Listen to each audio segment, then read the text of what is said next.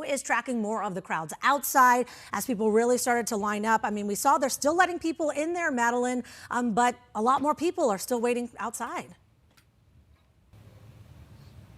Exactly. We have noticed this line go through drastic changes. At first, it was starting out pretty thin, and then we had a huge crowd. And now all of a sudden, it is once again at a standstill. Take a look at this. These people have seemed to multiply just in the past few minutes. Now, earlier, they had to open up the doors early since there were so many people waiting to get in, and they started to let people in, but now they're once again waiting in a long, long line. And it turns out that, some of the people that we talked to actually decided to leave after waiting for hours. So some people are getting turned away. Others, we've heard, are collapsing due to heat-related illness. There's a lot going on out there. It's obviously getting hotter and hotter as people wait, and surely they've been doing so for many, many hours at this point. But of course, security is a big deal here.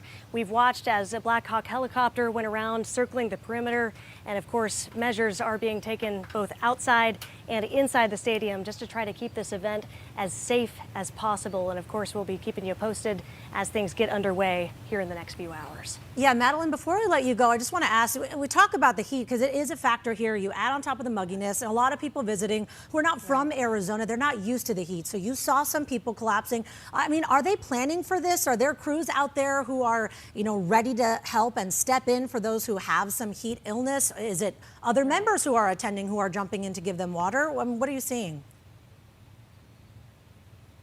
I can't speak directly to the preparations, but I can say that we've seen a lot of ambulances going back and forth, so they definitely have crews that are actively responding to these scenarios. Since we got here around 2 this morning, it wasn't a few hours after that we were hearing sirens and watching those ambulances respond to those people that were in need. And surely I felt it. It's getting hotter and hotter as the day goes on. People are standing out there for hours. Maybe they don't have water or sunscreen and definitely feeling the heat. But of course, I think they're trying to respond as much as they can to try to keep these people safe before they even get into the event. Well, and that's the other tricky thing is that you were told not to bring anything. So not an umbrella to block the sun while you're waiting out there for hours.